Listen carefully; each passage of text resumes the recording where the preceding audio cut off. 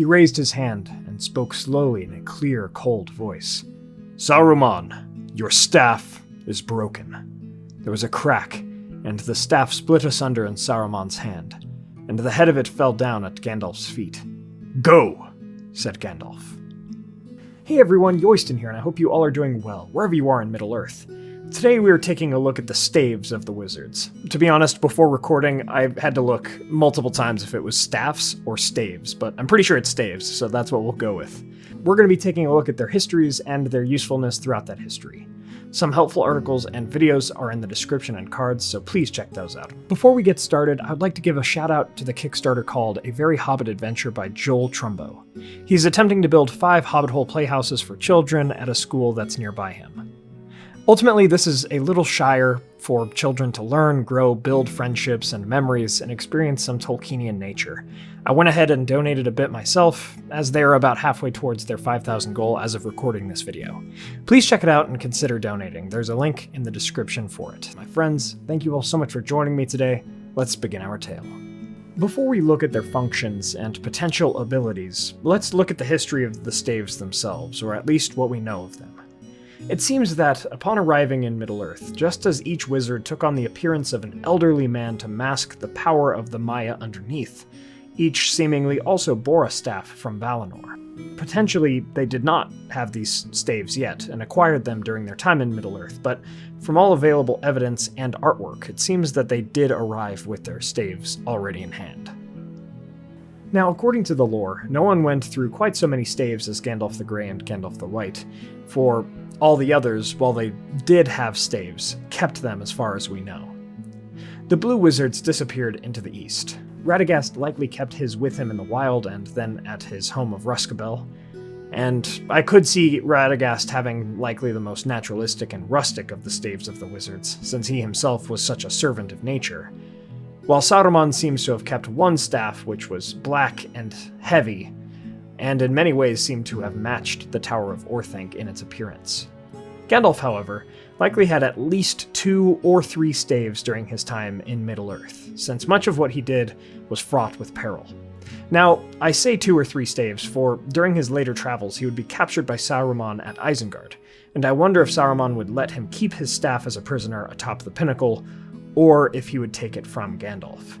If he would take it, I must imagine that Gandalf was given another staff at Rivendell, but either way, Gandalf would keep his old or new staff until it burst asunder when he destroyed the bridge of Khazad-dûm. He would be given his final staff, one made of ash wood at Lothlorien from the elves, that he would carry as Gandalf the White even back into the uttermost west.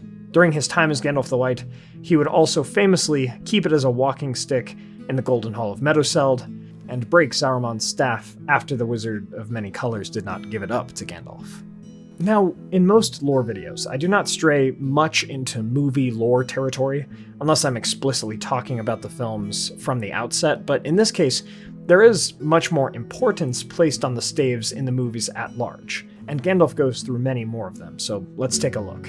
In the Peter Jackson, Hobbit, and Lord of the Rings films, Gandalf seemingly uses at least 5 staves. As his first was destroyed at Dol Guldur, his second was given by Radagast that he used until being captured by Saruman. His third was from Rivendell, and it was lost in the fight with the Balrog, and his fourth was from Lothlorien, and he used it until it was destroyed by the Witch King at Minas Tirith, while his final staff is an almost exact replacement of his previous staff. I must say that I really love his staff designs in the movies, especially that final staff design which acts as a parallel against Saruman's staff in many aesthetic ways, and it even seems to match the trees of Lorien, and I've always thought that it seems like the Tower of Ecthelion. However, I mention this to say that Gandalf never went long in either books or movies without some sort of staff, yet there were many more instances of staff destruction in the movies than there were in the books. It's much more dramatic in that way, but he always made sure that he had another staff when he could get another one. Now, we do see Gandalf use lightning on his sword without the use of his staff against the Balrog, but beyond that, I do not believe we really see him use much magic, if any at all, without a staff in the films.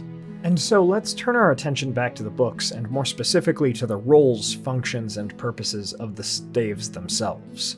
Starting with the most simplistic of ideas and working our way towards more detailed ones, we do know that at a baseline, if the staves had no purpose, symbolic or practical, the wizards would simply just not have them or worry about getting them back. Or at least, not all of them would. Some would make the argument that the staves are purely symbolic. And while I would agree that the staves are symbolic to a degree, I also think they play functional roles as well. Just as every wizard takes on the figure of an old man, even though it is likely for one such as Saruman, a younger, more fit, agile, and strong form probably would have been more helpful to him, he still maintained such an elderly figure, and he still carried a staff until it was broken as well. Thus, I think it is a symbol for a wizard, even if it might be used as a walking stick as well. It is part of their personas, and part of their order as the wizards. Saruman even accused Gandalf of wanting the rods of the 5 wizards, probably indicating that he wanted to be a tyrant over them, which of course was not true. Yet there is a power that's also channeled therein as well. Gandalf shattered his staff with his power on the Bridge of Khazad-dûm. When he walked into the Golden Hall of Meduseld, he found it crucial enough to take it with him, and he used it to direct light into the hall and to aid Theoden. But again, there are other instances of him not needing the staff to manifest power. He did not need it for when he used light to save Faramir from the Nazgûl. And in the same quote from Gandalf wherein he demanded the key to Orthanc, he also demanded that Saruman give up his staff. When Saruman did not do this, Gandalf then expelled him from the Order of Wizards and broke his staff. Clearly, there is of course a great deal of symbolism here, but also I think that shows that there's a level of functionality too, for after this, Saruman was far weaker. He opted to try to use a dagger on Frodo during the Scouring of the Shire, rather than, like casting a fireball or something at him. Therefore, were the staves of the wizards important? I would say yes, they absolutely were.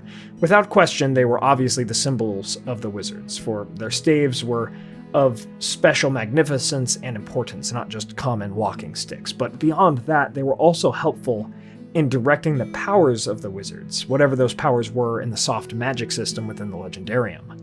Yet the staves themselves were likely useless in the hands of others, for they were hardly the source of the powers of the wizards, as they were all of them Maiar, and Gandalf even did some incredible feats like taking down a Balrog without his staff. While a sword bears its own sharpness, it is in the wielder that the skill is drawn from. It is similar in this case, yet I would still put more emphasis on the wizard than on his staff. Even so, they were still used in the execution of great magic at multiple points in the story, so I must conclude that, at most, they were necessary but not sufficient in the carrying out of said spells, and at the least, they were simply directors or conduits of wizardry and Maiar magic. Still very useful and very needed in being the most powerful wizard one could be. Perhaps in becoming wizards, these Maiar took on multiple qualities outside of the properties they already had as Maiar, and the need for staves to carry out some of their power was one of them. But what do you all think? Were the staves of the wizards important? Let me know your thoughts about all of this in the comments below. And so, my friends, we come to the end of our tale. From this tale, we see that it is important to become skillful, for the skill of any bearer is more important and powerful than the qualities of any implement. Thank you all so much for watching. I hope you all enjoyed this video. If you did, please be sure to hit that like button and share this with a friend. What are your thoughts on all of this? Let me know in the comments below. I really like that staves are associated with wizards in The Lord of the Rings. It has made the two bound in ways that we see throughout much of media culture today. It's cool to see what sort of impact it had. I also like the mysterious nature of the magic of Middle-earth, and I think that this topic just really plays into that. Another shout out to that Kickstarter. I hope they reach their goal. If you'd like to support the channel, please consider getting some candles from our friends Mythologie Candles, or order some Weta or United Cutlery Lord of the Rings swords, statues, and other replicas from Castle Kon, who does international shipping, and use the code WEST at checkout. Please check out our merch and Patreon as well. Thanks to our Valar tier patrons and YouTube members, Peter Shepard, Jonathan Putin, Blair Scouten, Merton, John Hume, Sam McBee, Elizabeth Calvert, Maz Gibbs, Reese Jenkins, Anna Petrolik, Anthony Harmon, Arthur, Merlin, Dale Davis, Kingswald Project, Robert Bogue, King of Games 2500, and Theodore, our newest Valar tier patron. Please subscribe and hit that bell button to join the Men of the West and all of the free peoples today, and I'll see you all again next week with a video on the lesser-known dwarves of Middle-earth. My friends, thank you all so much for joining me on this adventure. Until the next one.